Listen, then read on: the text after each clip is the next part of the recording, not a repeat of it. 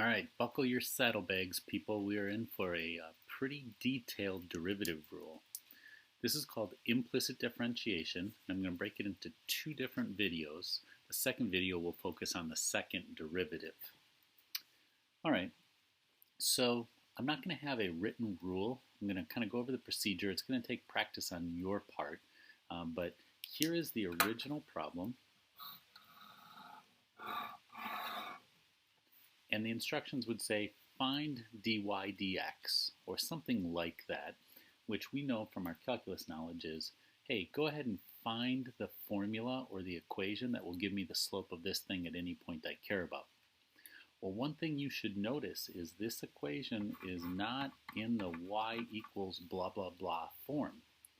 And pretty much every equation we've done before this has been in y equals form. In fact, I think it would be nearly impossible, if not impossible, for you to rearrange this using your algebra skills into y equals form. You can't really solve for y, or you can't do it very easily. So when you have an equation that is not in y equals form, and you can't get it into y equals form, then you go ahead and use implicit differentiation. So here's the procedure, and here's why you've buckled up. It'll be weird at first, but you'll roll with it. I look at the instructions and they say find the derivative of y with respect to x. That means this derivative is going to be with respect to x. That's important for what I'm about to do. I take a look at the first term, and that has a derivative of 6x squared.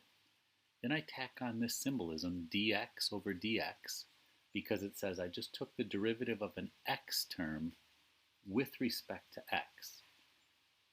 The derivative of the x term is because my eyeballs see that's an x term. The with respect to x is because that's what the instructions told us. That will change later on in your life. Let's move on to the next term. The derivative of a 4y squared is 8y. That's a y term, and this is with respect to x, so I tack on the dy dx. This term, derivative of 2y is 2. It's a y term, so I do the derivative of the y term with respect to x. And finally, this is an x. The x has a derivative of 1. I just took the derivative of an x term with respect to x. So this is my very first step. And what's awesome about this looks so clunky, but let's think about the dx over dx. Dx over dx is really a fancy form of 1. Think of every fraction you know of that the numerator and denominator are the same. 8 over 8 is 1. X over x is 1. I could go on. That means dx over dx is 1. So that is 6x squared times 1. So I'll just write 6x squared.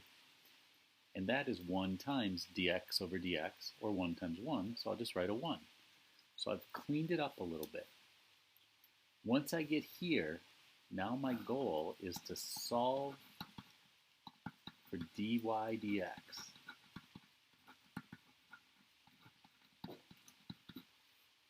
And so what I really have going on now is some version of an algebra problem.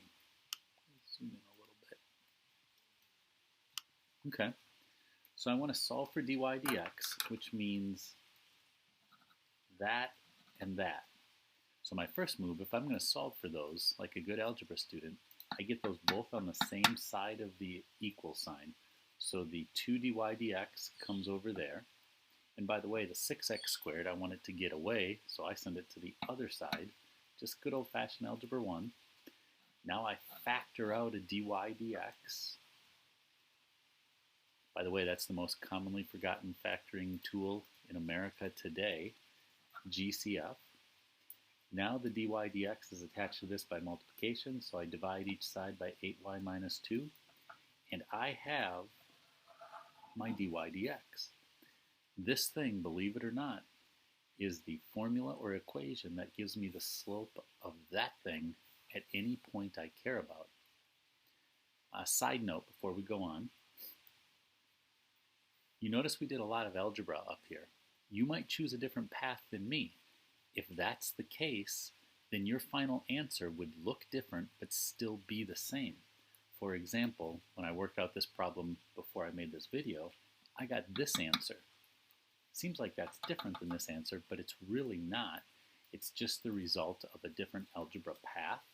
And if you do the weird thing of factoring out a -1 from the top and the bottom, I think it'll fix this. Or I shouldn't say fix it, it'll change it. So if I factored out a -1, I would have a 1, let's see, -6x squared plus 1, and then a -2 plus 8y. And this thing, those -1s would reduce, and this is a 1 minus 6x squared, 8y minus 2. So keep that in mind when you check your answers.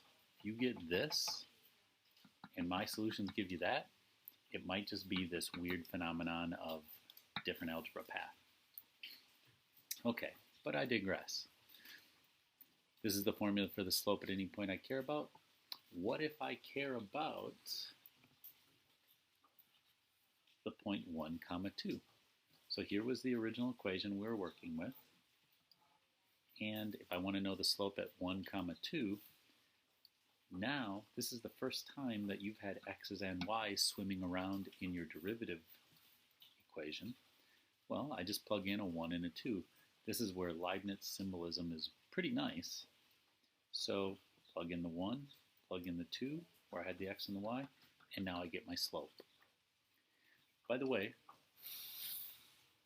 this is another good reason to appreciate Leibniz symbolism. All this dx, dx, dy, dx stuff, that would be very tough to do using Newton's symbolism. I'm sure he had a way to do it, but I'm not sure what it is. Apparently Leibniz won out on that one. Okay, that's a clunky procedure. It's going to take practice. We're going to do another problem. All right. I want to find the slope at x equals 0.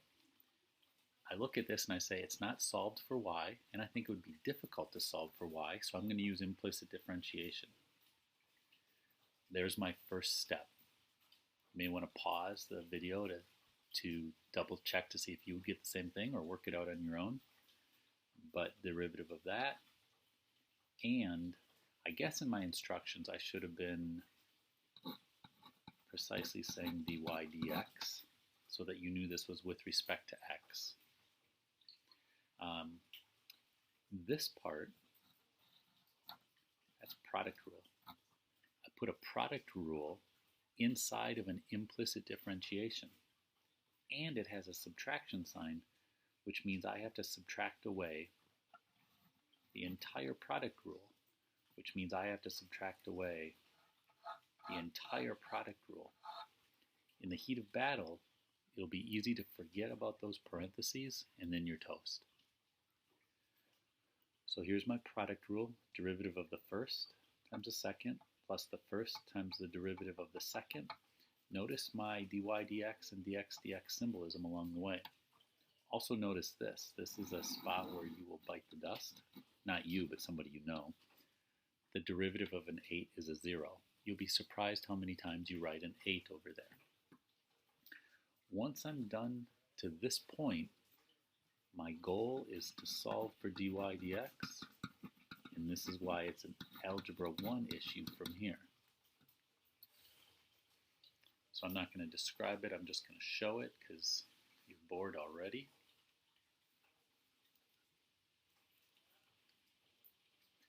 So now I have my steps to get to dy dx. You might want to pause the video and see if you can get to dy dx. And remember, yours could be slightly different and still mean the same thing. Offhand, maybe a -3y squared on the top and a 6xy minus 4 on the bottom. It's probably the same thing. All right, so I have my formula for the slope at any point I care about. It's my derivative. But we wanted the slope at x equals 0. So, like a good calculus student, you would write down this symbol. or this, these symbols. But notice that the equation has y's and x's. And if you just have x equals 0, then you have nothing to plug in for the y's, and you are in trouble. You have no y value. Lucky for you, you know algebra. I'm going to go back to the original equation. I'm recopying it right there. But here's what I'm going to do. I know x equals 0, so I plug in x equals 0. And by doing that, it turns out I'm able to solve for y. By plugging in x equals 0, this whole chunk is 3 times 0 times, I don't know what y is, but who cares, because 3 times 0 times anything is still 0. So that goes away. So I end up with 4y equals 8, or y equals 2. That's pretty nice. By plugging in x equals 0, I get out a y equals 2.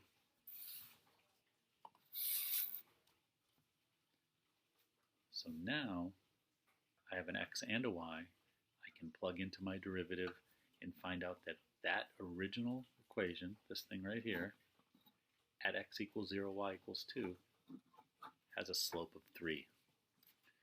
It's a doozy of a procedure. Be very, very careful with your details.